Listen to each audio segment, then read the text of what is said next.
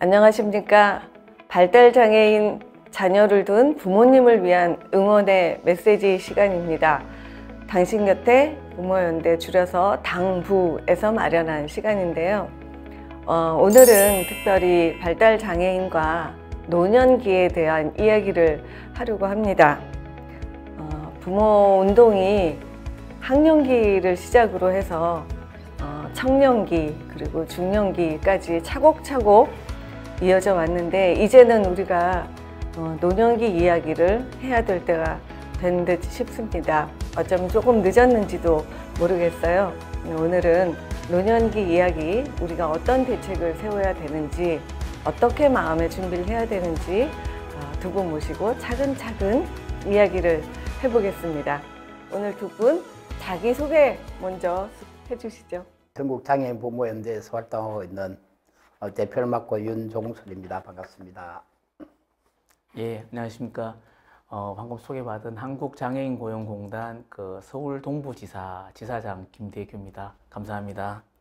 네, 오늘 두 분 굉장히 바쁘신 두 분 모시고 이야기를 하게 되었습니다. 그 전에 한 가지 말씀을 드릴 것은, 이 자리에 있는 두 사람의 머리가 지금 민머리인데요. 아시다시피 부모연대 활동 중에서는 연말에 예산 투쟁이 좀 큰 투쟁입니다. 그 자리에서 예산 확보를 위해서 삭발식을 했거든요. 그래서 윤종술 회장님과 제 머리가 이렇게 민머리가 되었습니다. 이 영상을 보실 때쯤이면 저희 머리가 이제 제법 많이 자랐을 것 같은데요. 지금 보기가 조금 흉하더라도 이해해 주시기 바랍니다. 지금 우리가 노년기 이야기를 하려고 하는데요. 어떤 분들은 중고령기라고 해야 되지 않나 하는 얘기도 하고 하십니다. 우리가 지금 이 자리에서 노년기 이야기를 해야 되는 이 이유는 어디에 있을까요? 우선 비장애인 분들도 노년기 되면 이제 미래에 대한 대책이 시급하지 않습니까? 한국이 OECD 국가 중에 고령화 순위가 1위다 할 정도로 굉장히 이제 노년기가 많은 시기에 닿고 있는데요. 더더욱 발달장애인은 노년기가 더 빨리 온다고 봅니다. 한 40세? 늦으면 45세 정도 노령화가 시작이 된다 그러는데요. 대부분의 연구 자료들을 보면 45세는 노령화 시작이 된다. 그래서 노년기가 굉장히 길다면 길고, 그리고 또 빨리 온 시기이기 때문에 빨리 준비하지 않으면 결국 우리 옆에 노년기가 퍽 닫혀오는 거죠. 네, 이런 말씀 들으면 마음들이 무거워지실 것 같고, 저도 굉장히 마음이 무겁습니다. 하지만 이 무거움을 덜어내는 것은 적절한 준비인 것 같습니다. 오늘 그런 얘기를 많이 하면서 마음의 무게를 덜어보도록 하겠습니다. 김대규님께서는 올해 초에 발달장애인은 자신의 평생 설계와 부모의 사후 삶에 대해 어떻게 대처하는가 라는 긴 제목의 논문을 발표하셨는데요. 오늘 모신 것도 이제 그 논문하고의 이야기를 듣고자 하는 부분입니다. 특별히 발달장애인 노화에 관련한 연구를 하신 이유가 무엇인지요? 몇 해 전에 이제 우연히 이러한 내용들을 접하게 됐습니다. 조기 노화, 부모 사후. 그래서 사실은 고백을 하자면은 그때는 크게 이렇게 울림이 없었습니다. 그런데 현장에 이렇게 있다 보니까 저희 직원들이 하는 이야기를 들어보면, 예를 들면 바이올린을 하는 우리 당사자분이 계신데, 작년하고 올해하고 이게 활을 이용하는 속도가 늦어졌다. 또 작년하고 어떤 분은 되게 좀 많이 우울해져 보인다. 이런 등등의 이야기들을 많이 접하면서 실제로 이런 부분들이 현장에서 이렇게 일어나고 있구나 하면서 관심을 가지기 시작했습니다. 그런데 많이 놀란 게, 실제로 우리 이 현장에서, 노동 현장이나 우리 삶의 현장에서 아까 우리 윤종술님 말씀하신 것처럼 발달장애인들이 노화가 우리가 생각했던 것보다 훨씬 더 조기에 진행이 되고 있고, 특히 노동 현장에서는 이 노화로 인해서 어떤 업무의 작업의 어려움을 겪고 있는 것을 보게 됐습니다. 그래서 우리가 익히 경험한 많은 사회 장애 문제들이 있지만 미리미리 대비하지 못해가지고 되게 어려움을 많이 겪고 있지 않습니까? 이후에 개선하려니까 더 힘들고, 이건 굉장히 큰 사회 문제임에도 불구하고 여전히 전혀 관심이 없구나. 그래서 뭐라도 하나씩 해서 사회에 이렇게 좀 던져놓고 이렇게 사회에서 이게 문제다라고 이야기는 해야 되지 않겠나 싶어서 몇몇 마음 맞는 사람들끼리 공부를 해서 이렇게 이런 주제로 논문을 쓰기 시작했습니다. 아, 또 그러셨군요. 오늘 특별히 현장에 계시는 분이기 때문에 그거 현장과 관련한 이야기를, 생생한 이야기를 많이 듣도록 하겠습니다. 그럼 일단 이제 우리가 노화를 얘기하는데, 노년기 얘기를 하는데 도대체 노화와 노년기는 무엇일까 하는 얘기부터 한번 짚고 넘어가도록 하겠습니다. 발달장애인의 노화가 아니고 우리 보통 얘기할 때 우리 노화 그러면 어떤 현상을 가지고 우리가 노화, 노년기에 접어들었다 이렇게 얘기를 할까요? 의학적으로나 아니면 사회 법률적으로나 이럴 경우는 65세 이렇게 지정하고 있는데요. 보통의 통상적으로 사회생활학적으로, 생활적으로 보면 어떤 계기에서 제가 사실은 여태까지는 감기나 이런 걸 잘 걸리지도 않았지만 한번 걸려도 전혀 문제없이 회복을 잘 했었거든요. 근데 지난주에 감기가 제가 걸렸을 때 지금 회복이 안 되고 있어요. 그게 한 3주가 됐는데 이런 게 이제 제가 느낌에 이게 나이가 들어가는 거 아니냐. 이게 질병 속에 노화가 몸속에 모든 세포들이 노화되어 가지 않느냐. 그래서 세랑할 때 빨리 새로운 세포가 생성되지 않는 그런 이유가 있지 않겠나. 마찬가지로 우리 친구들의 발달장애인들의 노화를 보면 외형상의 노화도 있었겠지만 움직이는 육체적인 방금 김대규님 말씀하신 육체적인 관계 또 활동함에 있어서 이 느려진다든지 외모가 그렇게 급격하게 나이에 들어간 노화가 보인다든지 이것들이 다 세포가 노화되면서 일어나는 현상이지 않겠냐. 이렇게 보는 관점이 되게 많겠죠. 그렇군요. 우리가 회복 탄력성이 줄어들었을 때 내가 늙어가나 하는 걱정을 하게 되는데 바로 그 부분인 것 같습니다. 어떻게 보통 아직은 노년기를 걱정하실 때는 아닌 것 같은데. 아닙니다. 저도 같은 그런 그 길을 걷고 있는 것 같은데요. 말씀하신 것처럼 의학적인 어떤 전문적인 그런 표현을 하지 않더라도 현장에서 보면 크게 두 가지 현상을 많이 볼 수 있는 것 같아요. 하나는 이제 신체적인 건강인 것 같습니다. 여러 편의 논문을 쓰면서 이제 발달 장애인 분들을 직접 만나 보니까 일단 그 행동이 좀 많이 느려지고 또 건강상 아픈 데도 많아지고 좀 그 여러 가지 좀 달라진 걸 이야기들 많이 하고 또 있고요. 또 소화 기능이 좀 많이 떨어지는 것 같습니다. 소화도 잘 안 된다고 하는 분들도 많이 본 것 같고요. 또 하나는 이제 마음의 문제인데 많이 좀 외롭기도 하고 또 두렵기도 하고 이런 마음들이 병행해서 이렇게 찾아오는 것 같습니다. 그래서 그런 부분들이 아마 노화의 어떤 특별한 그런 특징이 아닌가라는 생각이 듭니다. 주변에선 나이 든 발달장애인들 많이 보셨을 거예요. 그런데 어떤 지표에서 보니까 50세 이상 발달장애인이 75세 노인들이 갖고 있는 노화 지수를 갖고 있더라는 연구도 있었다고 해요. 그 발달장애인들이 갖고 있는 노화의 특징은 아까 김대규님 말씀하셨는데 또 어떻게 느끼세요? 우선의 성인병이 일어나는 비장애인들이 일어나는 성인병에 대한 50대, 60대 이후에 일어나는 이 성인병들이 발달장애인은 30대에 막 일어나요. 그래서 실제로 제가 요양병원을 운영하는데 요양병원에 입원을 많이 합니다. 30, 40대 성인병으로 인해서. 마찬가지로 이제 보통의 노령기에 일어나는 질병들이 발달장애에는 40대, 30대에 막 일어나는 거죠. 그러면서 다른 노화가 좀 더 빨리 온다라는 걸 이제 캐치하게 되는 거죠. 그리고 40대 중반 위에 넘어가면 외형적으로도 벌써 많이 노화가 진행되고 있고요.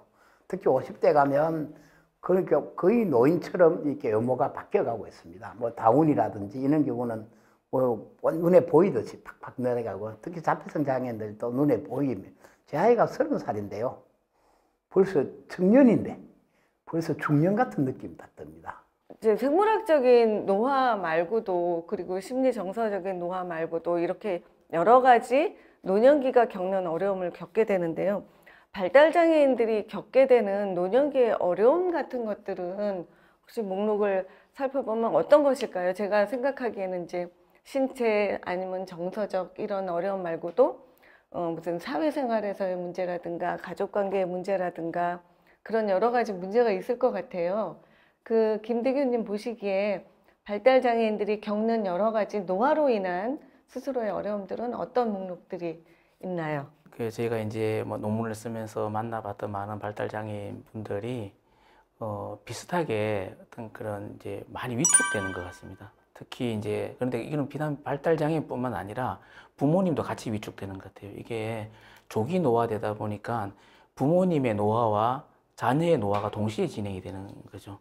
그러다 보니까 그 시기에 부모님도 좀 어떤 사회적으로 좀 위축되는 시기인데 자녀도 마찬가지고 이러다 보니까 이게 중복이 돼서 되게 서로 어려움, 그러다 보니까 그 집안이라든지 이런 가정의 분위기도 좀 어려워지고 이런 부분들이 고스란히 이제 발달장애인 당사자들한테도 이게 느껴지고 사회에 나가기도 두려워지고 나가도 소통도 어려워지고 또 옛날에는 건강이 있어서 그래도 이렇게 다니기도 했는데 몸이 안 좋으니까 다니는 것도 어려워지고 또 이제 직장 생활에 이제 어려움이 있다 보니까 소득이 불균형이 있다 보니까 어떤 여가 생활하는 것도 어렵고 여러 가지 어려움들이 지금 복합적으로 작용을 하는 것 같습니다.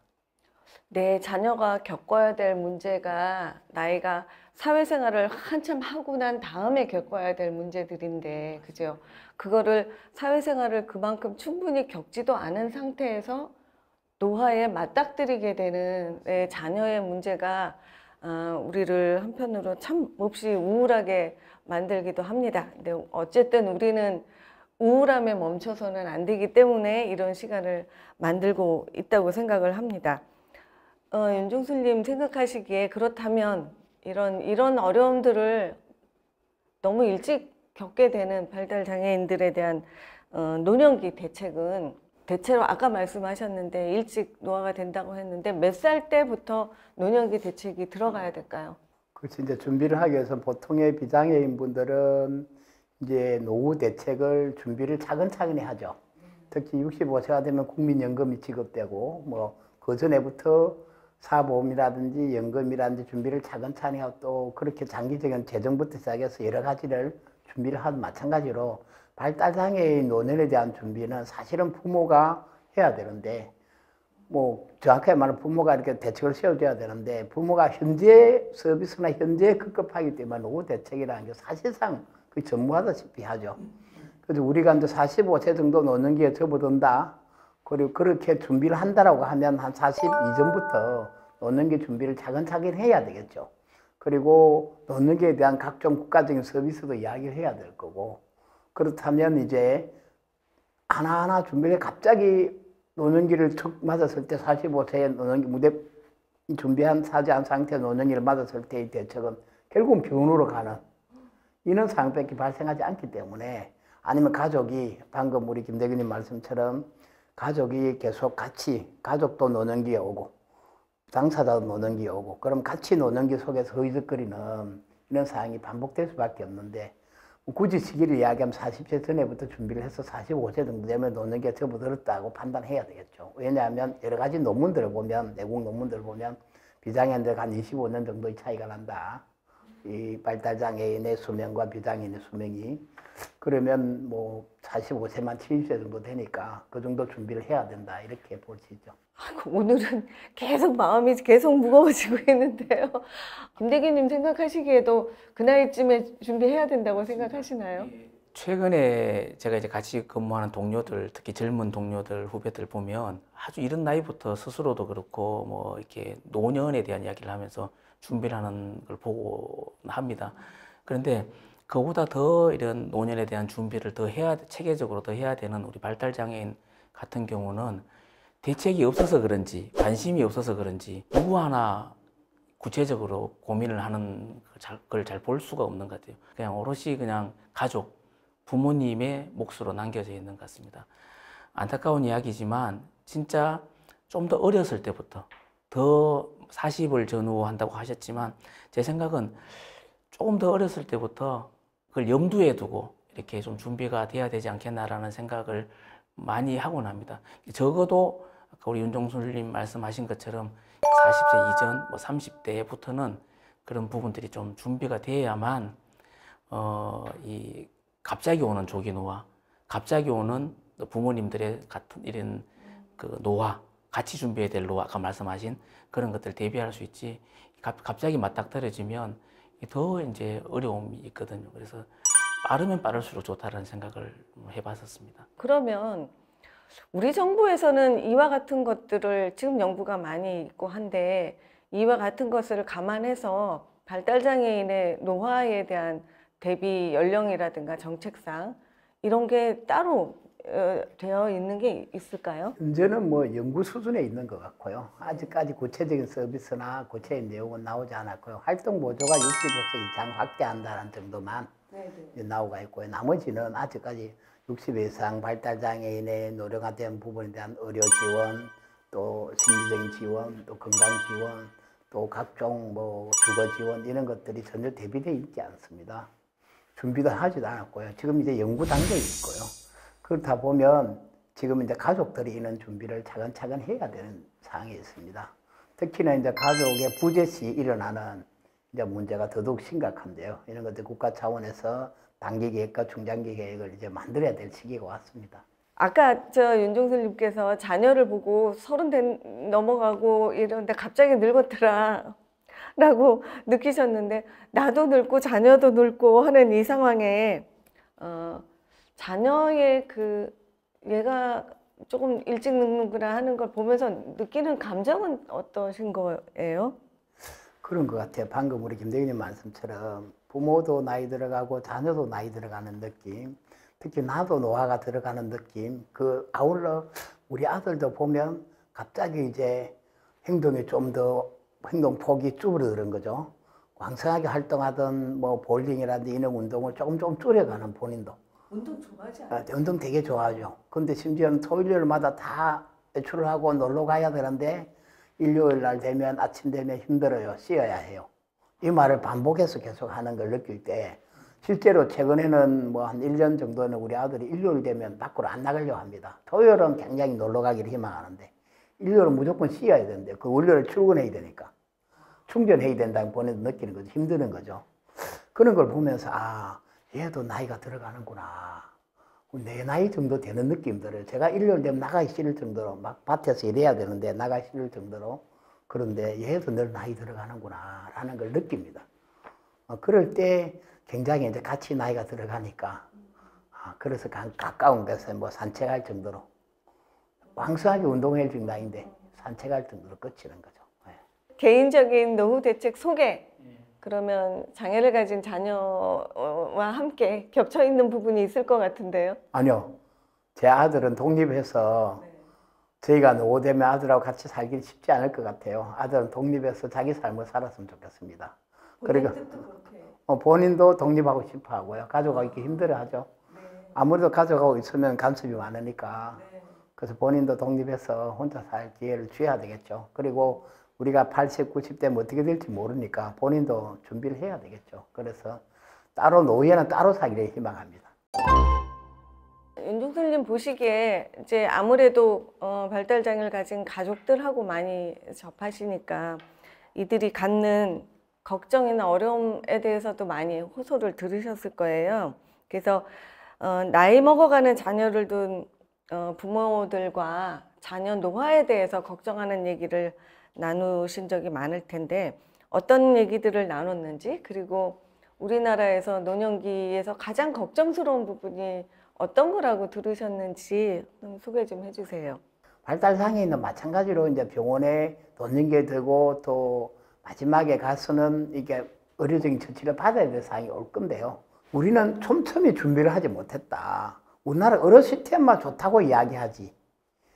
이 의료 시스템에 있어서 발달장애인이 일어나는 의료 시스템에 촘촘히 맞춤형 의료 시스템을 준비하지 못했기 때문에 오로지 예를 들면 병원에 입원하면 가장 큰 부담은 병원비가 아니고요. 간병비입니다. 우리나라의 지금 의료 시스템에서. 비상인들도 마찬가지예요. 한 달 입원하면 병원비 그렇게 많이 안 나와요. 간병비가 더 많이 나옵니다. 마찬가지로 간병비는 보장 부담이거든요. 국가 책임이 아니거든요. 의료비 책임도 아니고.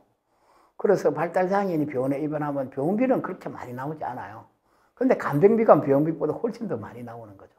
그래서 이걸 가족이 없는 발달장애인의 최저 기초수급이 안 되는 발달장애인에게 간병비를 누가 내야 되냐? 본인이 내야 되는 거죠. 그래서 입원은 못합니다. 정확하게 말하면 간병비를 기초수급도 간병비는 본인 부담이잖아요. 그래서 기초수급비를 받아서 한 달에 한 50, 장애수당 한 80 받아서 간병비 다 내도 모자랍니다. 그래서 우리나라 수급자 있는 가족이 없는 분들이 병원에 입원 자체를 못합니다. 되게 아이러니한 거죠. 그 처음 듣는 이야기일 겁니다. 부모가 없어서 병원에 입원할 때 간병비를 본인 부담이어서 간병이 없어서 입원하지 못한다는 말은 처음 들었을 겁니다. 이 말은 지금 우리나라에서 일어나고 있는 현실이고요. 많은 시설에 있는 보호자 없는 분들이 병원에 입원하고 있는데 선생님이 아까 간병을 하면 하루 이틀은 가능하겠죠. 복지사 선생님이 한 달, 두 달 입원하면 불가능하죠. 그래서 여러 가지 문제로 풀어야 될 과제들이 한 가지만 이야기해도 의료적인 문제, 또 방금 말했듯이 낮 시간에 어떻게 보낼 건지, 이 낮 시간에, 그리고 이분들의 삶을 주거를 어떻게 할 건지, 누가 지원할 건지, 이런 문제들을 촘촘히 만들어야 되는데, 제가 있는 의료 분야도 이렇게 사각지대가 많은데, 낮 시간의 문제, 주거의 문제, 서비스 인력의 문제, 이런 것들 다 합하면 사실은 이 정부가 이 문제가, 지금 논의하고 있는 이 문제가 너무 산재해 있어서요. 참 앞일이 막막합니다. 이렇게 우리 사회가 발달장애인 중고령화에 대한 준비가 이렇게 안 돼 있는 이유는 어디에 있다고 생각하세요? 많은 분야의 정책들이 그 수요자들이 그 이용자들이 요구했을 때 하나하나 앞서가는데요. 우리는 지금 현재 요구하고 있는 많은 부모님들이 학령기 문제, 청년기 문제, 맞닥뜨려 있는 문제를 주장할 수 있는 부모님들의 나이가 이렇게 주장하다 보니까 학령기나 청년기 문제를 먼저 이야기해 왔고요. 노령화된 부모님들이 이렇게 집단으로 나서서 자기 문제를 이야기할 수 없잖아요.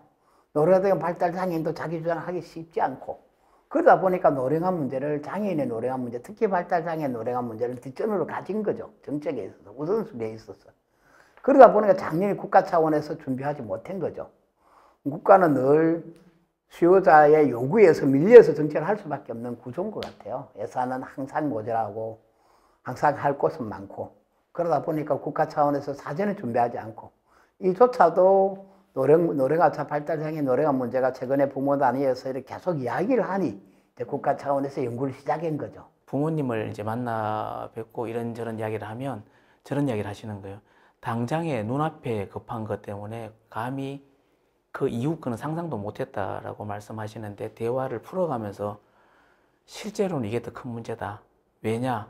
지금은 내가 있기 때문에 내가 옆에서 돌봐줄 수 있지만 어쩌면 내가 없는 세상에 우리 아들이, 우리 딸이 살아야 되는 기간이 점점 늘어나니까 사실은 두렵다라고 이야기를 하시더라고요. 당장에 시급한 것들이 워낙 많으니까 정책의 우선순위가 있다 보니까 다소 이렇게 좀 밀리는 듯 했지만, 분명한 거는 이 지금 이야기하고 있는 이 조기 노화, 고령화, 부모 사후 문제, 평생 설계 문제, 이런 부분은 우리가 간과해서는 안 될 굉장히 중요한 문제라고 생각을 합니다. 얼마 전에, 한 2년 전에 영화 채비라는 영화가 있었죠. 채비요? 네, 채비 영화가 있었는데, 그 영화를 보면 엄마가 이제 암에 걸려서 이제 사망을 예고하고, 이 친구를 혼자 내가 없는 세상에 살아가기 위한 채비 준비를 하는 과정들을 그린 영화인데요. 마찬가지로 우리가 이제 노년기에 들어가서 그렇게 사망했을 때 우리 친구가 이제 이 세상에 혼자 남겨줄 준비를 사실은 차근차근 해야 되겠죠. 그래서 그게 뭐 여러 가지하고 다 연계되겠지만, 결국은 자립생활과 여러 가지 연계가 되겠지만, 그럼에도 불구하고 우리는 그런 준비를 전혀 안 한다는 거죠. 그래서 한 40대 접어들면 그런 준비들을 차근차근 해야만이, 비장애인과 25년, 30년 차이 난다 했기 때문에 우리 자녀가 45세 되면 내가 한 70세 넘어가는 건 되겠죠. 70세 넘어가니까 우리가 한국 사회 평균 수명이 80, 한 5, 6세라고 이야기를 하지만, 그렇다면 우리 자녀가 한 50, 한 6, 7세, 60세 전에, 오히려 제가 이 데이터를 이야기하면 이상했지만 4만 명의 발달장애인, 자폐성장애인 중에서 60세 이상이 6명밖에 없습니다. 그 말은 등록을 안 해서가 아니고 조기 노화와 관련된 거죠. 지적장애는 조금 더 많은 데이터가 한 8천여 명 있지만 그래도 굉장히 작은 숫자죠. 그런 걸 보면 그런 준비를 우리가 노년기 되기 전에, 이 친구 노년기 들어오기 전에 준비를 해야 되는 거죠. 자립생활 훈련이라든지, 또 방금 우리 김대교님 말씀하신 정서적인 어떤 이야기라든지, 이 친구가 내가 없을 때 이 깜깜한 방에서 혼자 고민하지 않는 삶들을 하나하나 이야기도 하고 같이 하기도 하고, 독립생활도 훈련도 하기도 하고, 자립생활도 시키기도 하고, 여러 가지를 차근차근 준비를 해줘야 되겠죠. 그게 아마 우리가 평생 설계라는 카테고리를 여태까지는 노년기까지 설계하지 못했는데, 이제는 평생설계라는 카테고리 논문기까지 연결하면서 만들어낸 과정들이겠죠. 거기에 준비해야만이 우리 자녀가 그 충격에서 또 이 세상도 우리 자녀를 바라보는 우리 자녀와 함께 살아갈 수 있는 문화를 만들겠죠. 그렇게 들으면 이제 우리는 평생 설계에서 청년기 지나면 바로 그냥 중장년기가 바로 노령기로 연결되는 설계를 해야 되는 것 같다는 생각이 드는데 아까 두 분 말씀 들으니까 솔직히 제 생각은요. 지금 이거저거 다 때려치고 아들놈하고 손 붙잡고 놀러 다녀야 되겠다. 추억 쌓기를 많이 해야 되겠구나. 우리 둘 다 빨리 늙기 전에 하고 싶은 거 더 많이 하고 더 누리고 살아야 되겠구나. 뭐 사실은 이런 생각을 했습니다. 근데 이것은 이제 심정적으로 그런 거고요. 물론 실제로도 이제 그래야겠다는 생각은 듭니다. 그렇지만 그 부분에 있어서는 어쨌든 제일 핵심은 자립생활을 완벽하게 해놔야 우리가 이 모든 걱정거리에서 벗어날 수 있고 그리고 사랑하는 내 자녀가 무엇보다도 덜 당황하면서 그 모든 상실을 스스로 소화하면서 살아가게 될 것 같다는 생각이 들었어요. 그래서 어쨌든 결론은 자립생활이다 이런 생각이 드는데 우리들의 발달장애인들의 자립생활을 위해서는 어떤 조건들이 쫙 마련되면 좋은지 그 한번 목록들을 쫙 읊어봐 주셨으면 좋겠네요. 김대규님께서는 자립생활을 위한 조건들이 어떤 게 갖춰져야 된다고 생각하세요? 뭐 여러 가지가 아까 말씀하신 것처럼 여러 가지가 있을 것 같습니다. 여러 가지가 있는데 첫째는 뭐 건강일 수도 있을 것 같고요. 건강, 그 다음에 어떤 재정적인 뒷받침, 어떤 정서적인 안정, 그 다음에 또 굉장히 많이 이야기하고 있는 게 소통입니다. 사회와의 소통. 부모님들도 제일 고민하는 중에 하나가 내 자녀가 고립될까봐. 나이가 들고 또 혼자 남았을 때 사회와 고립될까봐 하는 그런 부분들을 많이 고민을 하시더라고요. 그래서 전반적으로 이렇게 좀 소통을 할 수 있는 그런 여건들이 만들어졌으면 좋겠다라는 걸 중심으로 이야기를 많이 하시는데 그래서 아까 계속 우리가 지금 이야기하고 있는 것이 필요한 건 많은데 준비된 건 전혀 지금 없는 상황이지 않습니까? 그나마 이거는 어떻게 보면 제가 하고 있는 일에서의 어떤 관점일 수도 있는데 제가 좀 말씀을 드리면 그나마 그래도 우리 뭐 조기 노화 대책, 노후 대책 중에서 일자리 대책 이것도 저는 사실 그런 이야기도 뭐 많이 들었습니다. 평생 일 시켰는데 조기 노화가 왔는데도 일을 시키냐 이런 이야기까지 너무한 거 아니냐 이야기 들었는데 지금 현재 우리나라 실정이 제대로 된 노후 정책이 만들어져 있지 않기 때문에 그나마 보여지고 만져지고 적용할 수 있는 것은 일자리 정책 정도라고 생각을 합니다. 그래서 많은 부모님들이 그나마 그래도 일을 하고 있으면 마음이 놓인다고 하고 일을 하고 있으면 그래도 건강 상태도 유지가 된다고 하고 일을 하고 있으면 월급을 받으니까 그걸 통해 가지고 여가도 하고 사회와 소통도 하고 일을 가지고 있으면 마음의 안정도 되고 그래서 이 일이 가지고 있는 어떤 그런 의미가 굉장히 크다고 생각을 합니다. 그래서 그렇다고 해서 이게 전체적인 뭐 절대적인 노후 대책이라고는 저는 할 수 없다고 생각을 합니다. 동의는 하는데 우리나라가 이런 발달 장애인의 노후 대책이 촘촘히 만들어지기 전까지 가교 역할은 일자리 정책이 좀 담당을 그나마 버텨줘야 되지 않을까라는 생각을 현장에서 많이 하고 있습니다. 왜냐 그러면 지금 일자리 정책만 또 없으면 일자리도 없어져 버리면 정말 전무한 거거든요. 뭘 할 게 사실 잘 없어요. 그러니까 이 일이라도 좀 제대로 개발하고 만들어서 적용하고 좋은 일자리들을 많이 제공을 해서 우리 발달장애인 분들이 원하는 일을 마음껏 하고 또 좀 나이가 있을 때까지라도 일을 더 할 수 있도록 하고 또 일만 하는 것이 아니라 요즘은 일뿐만 아니라 일과 어떤 그런 평생 교육 시스템을 접목해 가지고 같이 한다든지 일을 매개로 해서 좀 다양한 이런 정책들이 연계가 되면 그나마 좋은 제도들이 만들어지기 전까지 좀 그런 버텨주는 가교 역할을 할 수 있지 않을까라는 생각을 현장에서 좀 많이 하고 있습니다. 발달장애인 자립을 위한 여러 가지 정책 목록을 거칠게라도 대충 설계를 한번 해주신다면요. 우선에 그 노후 준비를 위한 자립생활, 발달장애인의 자립생활의 특히는 저는 그런 부모의 마음입니다. 부모가 결심을 해야 됩니다. 우리 사회는 완벽하게 준비되어 가지고 준비해서 다음 단계를 가고 갈 수 있는 사회가 아닙니다. 그렇다면 내 아이를 정말 이 험지에 보내야 되는지 그 결심은 부모가 해야 되는 거죠. 당사자가 해야 되는 거죠. 그래서 저는 우리 사고에 가장 큰 결심을 해야 된다면 지금 해야 됩니다. 지금. 그게 예를 들면 우리가 45세에 노른기가 전부 든다라고 모두들 이야기하는 거죠. 그러면은 30살, 35살 독립을 해야 준비를 해야 되지 않겠습니까? 한 10년, 저는 우리 자녀가, 내 아이가 30인데 내 자녀가 지금쯤 독립을 이제 해야만이 40대면 혼자 살아갈 수 있겠죠. 그렇다면 지금의 부모의 마음이 내 아이가 이 사회에 어떻게 왕따 돼서 혼자 살 수 있지, 혼자 하지. 그 고민만 하다가는 세상이 끝나는데요. 가장 크게는 시작이 반이다는 말처럼 시작을 해야 되는 게 있고요. 두 번째는 시작을 할 때 이제 설계를 잘 같이 전문가들과 함께 설계를 하고 같은 팀을 이루어서 또 동료와 같이 제 아이가 친구와 같이 독립을 할 수 있도록 뭐 이런 설계를 한다든지 그런 준비가 이제 같이 설계하는 마음들이 필요하고요. 그 다음에 지금 우리가 이야기하는 많은 서비스들이 뒤따라줘야 되겠죠. 우리가 이야기하는 주거 담당 부모 대신할 수 있는 사람이 와줘야 되겠죠.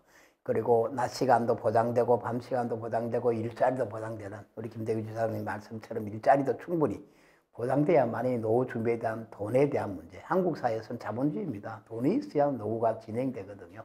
국가가 노후 준비를 완벽하게 해주지 않기 때문에 결국은 개인이 준비할 수밖에 없는 구조에 있기 때문에 이 돈의 문제라든지 이런 것들이 같이 아우러져야만이 그래서 하나라도 삐걱하면 주거 문제가 해결이 안 되면 자립이 안 되고 낮 시간에 데이 서비스 문제 해결이 안 되면 자립이 안 되고 부모의 마음이 결심이 안 되면 자꾸 시간만 딜레이 되고 이런 것들이 이제 부모의 마음을 시작으로 각종 서비스들이 하나하나 만들어질 때 저는 서비스가 없어도요 시작을 해야 된다고 봅니다.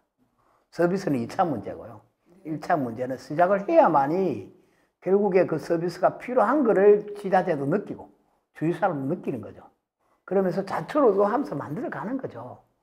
우리가 완벽하게 해놓고 우리 아이가 그 완벽한 속에 역할은 불가능합니다. 자충우돌 해야 뭐 대표적인 예로 그 광명에 그 지금 암 말기에 있는 어머님이 그죠 두 자녀 때문에 김여아님 이야기가 이미 언론에 많이 오르내리는데요. 그 2명의 발달장애인 자녀 문제가 부닥치니까 해결되는 거잖아요. 지금은 이제 거의 암 말기에 와가 있는데요. 김여아님이 그 자녀가 독립하기 못했는데 결국은 이 문제가 해결되니까 암으로 사망 선고를 받고 아이 문제가 해결되게 되니까 그때 지자체가 우리가 푸싱하니까 지자체가 해결해 주는 거죠. 마찬가지로 지역사회에 지금 독립을 했을 때 지자체가 가서 우리 아이가 독립을 해야 되는데 입사 시간이 필요한데 아니면 낮 시간이라도 밤 시간이라도 필요한데 라고 문제 제기를 해야만이 시작이 출발점이 됩니다. 그래서 저는 부모님들한테 큰 결심이 되게 중요하다. 헤어질 결심. 헤어질 결심, 채비. 네. 결심이 중요한 거죠. 그 결심을 통해서 하나하나 독립훈련을 시작하고 체험을 시작하고 장기적으로 독립을 준비하는 과정이 필요하겠죠. 제가 뭐 농담 삼아 헤어질 결심이라고 얘기를 했지만 사실은 그게 헤어지는 게 아니고 그렇게 사는 게 같이 사는 것, 같이 오래 잘 살 수 있는 유일한 길일 것 같다는 생각이 듭니다. 저도 아직 그 결심이 안 서가지고 자녀에게 너 자립해서 살아볼래? 그랬더니 가족은 절대로 같이 살아야 돼요. 아들이 이렇게 얘기를 해서 속으로 내심 안심도 됐고 했지만 오늘 이 시간을 통해서는 우리 아이가 상실에 대해서 배워가고 그리고 상실에 대한 두려움을 불안감을 벗어나야 된다. 그리고 고립에 대한 불안감도 벗어나게 하려는 것은 결국 또 그것도 또 부모의 몫이구나 하는 그런 숙제가 있구나 하는 생각을 했습니다. 이상으로 1부에서는 우리의 무엇이 중요한지 노화에 대한 이야기를 하면서 결국 자립생활이라는 데 우리의 결론이 닿는구나 하는 그것을 확신하고 확인하는 시간이었습니다. 2부에서는 이어서 이제 실제로 평생 설계, 미래 설계의 관점에서 어떤 것들이 조목조목 필요할지 얘기를 또 나누도록 하겠습니다. 2부에서 뵙겠습니다.